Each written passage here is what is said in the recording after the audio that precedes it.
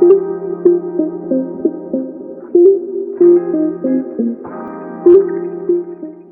to 2024 Our Story, a podcast exploring what it's like to be attending Scripps College in a moment when the world is recovering from a global pandemic. I'm Ellen. And I'm Alyssa. Today, we're very excited to bring you the first episode of a series that we've been wanting to complete for a while now. Yeah, as a part of SCORE, it's something we see as a very important part of the Scripps community, identity-based CLORGs. And for those of you who maybe haven't listened to our episodes from last year, CLORG is an acronym that's used at Scripps and the other Claremont colleges that stands for clubs and organizations. Our identity CLORGs are basically our affinity groups. There's something that we've mentioned in past episodes, but really haven't had the opportunity to really dive into, but that all changes today. Yeah, today we're very excited to share the microphone with Niva, co-leader of Watu. Watu is Scripps' Black Student Union that functions as a collective to support people of African descent, both at Scripps and beyond, in endeavors of socio-political, cultural, personal, and spiritual existence and resistance. Niva is a sophomore at Scripps, planning to major in EA and minor in politics. Thank you so much for joining us today. Thank you for having me. It's been a while since we planned this out, but I'm just glad to be here. Oh my, no, we're so glad we were able to catch you. We were literally just before we started recording talking about how the semester ramps up so quickly and there's always so much to do. And especially since you're a co-leader of a CLORG, you must have so much on your plate right now. For sure. We just got done planning. We had a boiler room night, and that was just like an event we had. Just doing like little events throughout the semester and hopefully planning to plan our transition to next year. Well, before we dive a little bit more into the projects that Watu has on your plate, could you tell us a little bit about the Identity CLORG and what exactly y'all do on campus? Well, Watu used to be Watu Manake, which means Black woman in Swahili, but I think it was around 2016, 2017. So I wasn't here when this change exactly occurred. It went from Watu Manake to Watu Weusi, and it now means Black people in Swahili. So we changed our CLORG name to be more inclusive. So basically, we serve as like a conduit for all Black identifying students at Scripps and also across the 5 Cs, and basically serve as a place for community and connection in education. That's awesome. Do you do a lot of collaborations with the other Black organizations at the 5 Cs? I'd say it kind of leveled off during the pandemic, but we're hoping to reestablish that relationship and those events probably during my time here, and especially during this part of the school year. Yeah, what kind of events do you guys put on? I'd say in SCORE, there's like the TV and then just like a little Roku thing. And basically we have like a lot of movie nights and just like a lot of music nights. And it's basically us just having conversations, doing check-ins with each other. That's like, it sounds like really low key, but doing check-ins is like probably a favorite pastime for us. Just seeing how everyone's doing, how's the semester going so far. Other events relating to just like our Black identity, like doing hair care nights, fitness, talking about sexuality and everything, just like really important to us, and just like fostering community. No, yeah, definitely. I know you had mentioned the check-ins were really a favorite pastime, but do you have any events so far that you've put on that you're like, I really enjoyed that so much? Our event before we went off for winter break, we had a winter holiday party and send off. So every Watu member that showed up, we took a Polaroid picture of them, and that's now in the Watu office in SCORE. And we were able to give everyone like socks from I forgot the calendar name, but basically socks for every day leading up to, I think, Christmas. Oh my goodness, that sounds so fun. That's so And then just playing like holiday music for everyone and just asking like Rosebud Dawn for just either the semester in general or just for finals. Yeah, I can see how that building that community is really important, especially during these stressful times, is like with finals and everything going on. But yeah, it sounds like Watu is really important to you. Could you speak a little bit more about why the CLORG is important to you specifically, maybe? Well, I'd say Watu became really important to me probably from the first time I actually visited Scripps. The first time I visited Scripps was the first time I actually visited California. And then when I came, I interacted with some Black students, and one in particular happened to lead. I don't think she led Watu, but she was a member. And just having a conversation with her, an honest conversation about Scripts, it honestly really encouraged me to apply. And I would say that if it were not for her, I would have not she really propelled my decision to apply and consider Scripps. And from that, I didn't obviously expect through the COVID the pandemic to be that bad, for us to go online. But even when that occurred, I was like, I still want to develop community and to reach out to others. And through that, I eventually just started attending Watu events through Zoom. And even though whether I was at home or just online, I was here but still online. It just meant just talking to other people, having people just check up on me. And I just really view the upperclassmen who I interacted with Watu just to be really friendly and nice. And I felt for me, I was just connecting back to just visiting Scripps for the first time. It means a lot to have someone just talk to you and guide you. And I feel I have an obligation, since I've gained so much from that, to guide other underclassmen. And I've done that through just me being a co-leader. I remember one instance, a Black student who was just visiting Scripps. She happened to be in high school. I think she was applying. She just randomly came up to me, and I just gave her just the rundown about how I feel and how I like Scripps. It's just basically just giving back in the way that others have given back to me. Yeah, no, definitely. And I mean, as a co-head, or I'm sorry, do you call it co-leader? I mean, technically, basically, whenever we apply for funding, we have specific roles. But in actuality, we just go by co-leaders because we just all plan things together. Oh, gotcha. What is your specific role according to the I think paperwork? I think I'm an event coordinator. Don't quote me on that. So basically just helping plan events and engagement for Black students at Scripps and across the 5 Cs. Honestly, though, I love the fact that you all are just co-heads, because that makes it really just shows how diverse of the work that you all do really is.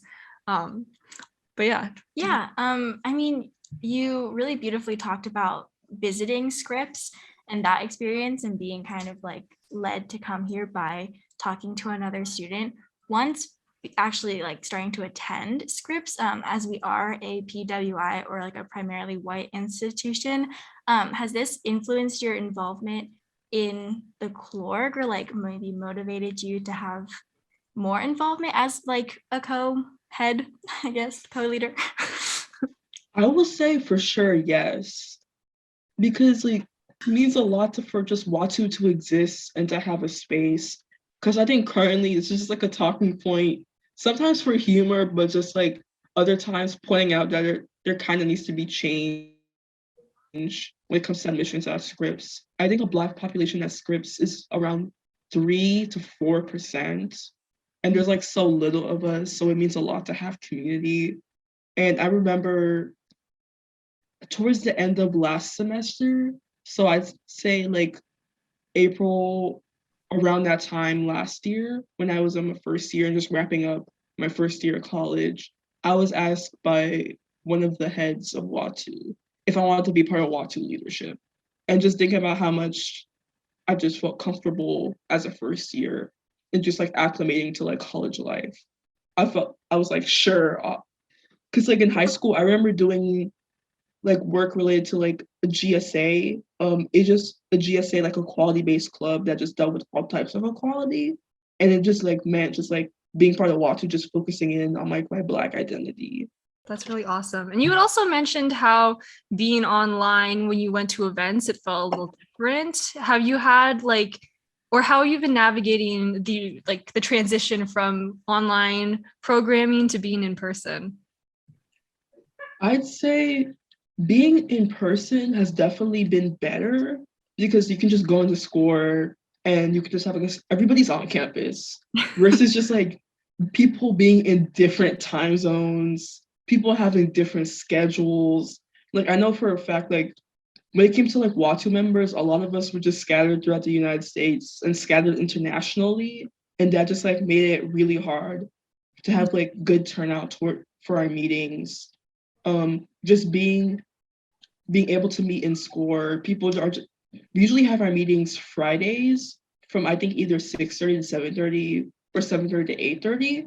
And just like people are able to get dinner or just coordinate saying, I have a chance or opportunity to go to a Watu meeting versus like during the pandemic, a lot of us had work obligations or other duties that we needed to do. And that really conflicted with people attending meetings. Because I know for Watu, we were based on like Pacific Standard Time. During the fall semester, I stayed home. So during that time, I still went to some Watu meetings, but they made it really difficult to come out a lot to other Watu and BSU meetings. When I moved out for the spring semester, but we were obviously still online. It just made it that much easier to just connect with other Watu members. That's awesome. Do you feel like you have a stronger connection to your community, to that community while you've been in person too?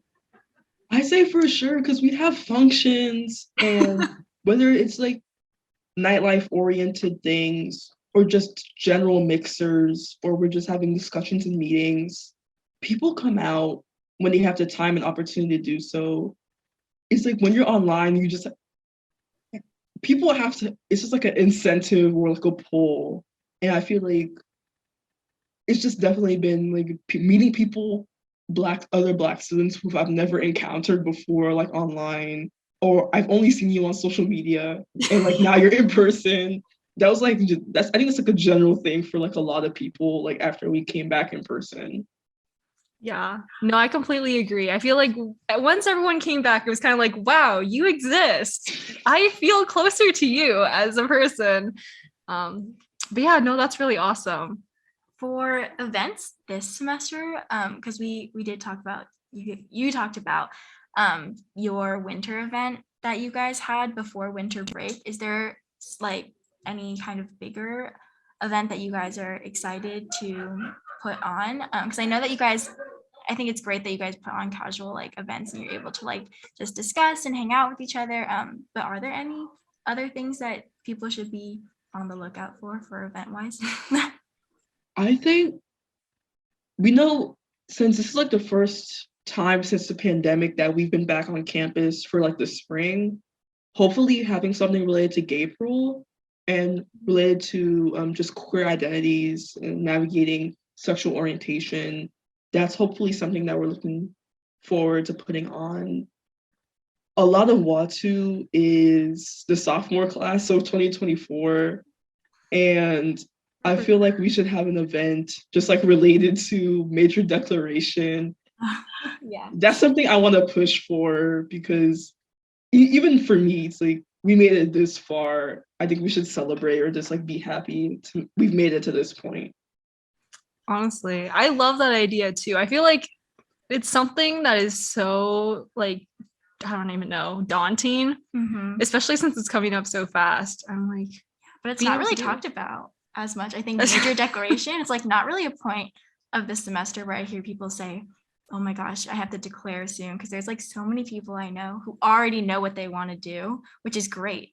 But that was not me in the beginning. So I feel like for a long time, I was really nervous about that. But that's great. That sounds really exciting. And I really love the Gabriel idea too. Honestly, yeah. I mean, if there's any way SCORE can help you with that, let us know, because we'd love to help work on that. But yeah, no, is there anything else that you would like to talk about that you haven't had the opportunity to share yet? I don't know. Nothing really comes to mind. It's just like hopefully bolstering Watu's presence on Scripps campus and like among the other BSUs in Claremont. That'd be like our main goal, probably before I graduate.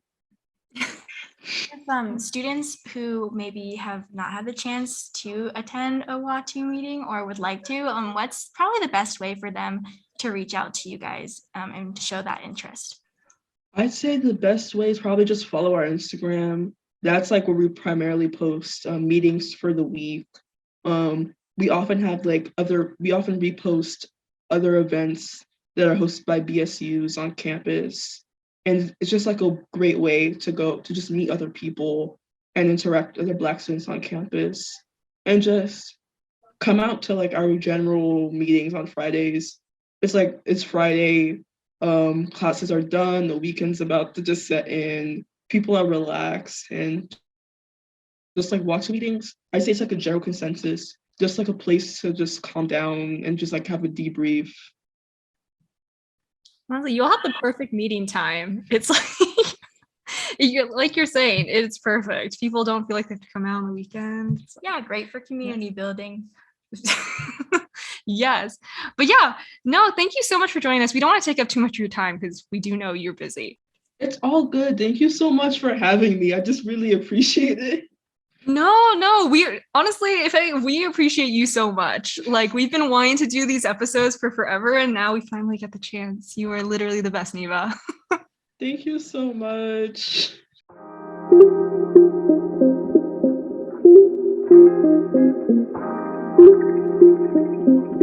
2024 Our Story is published through Scripps Communities of Resources and Empowerment.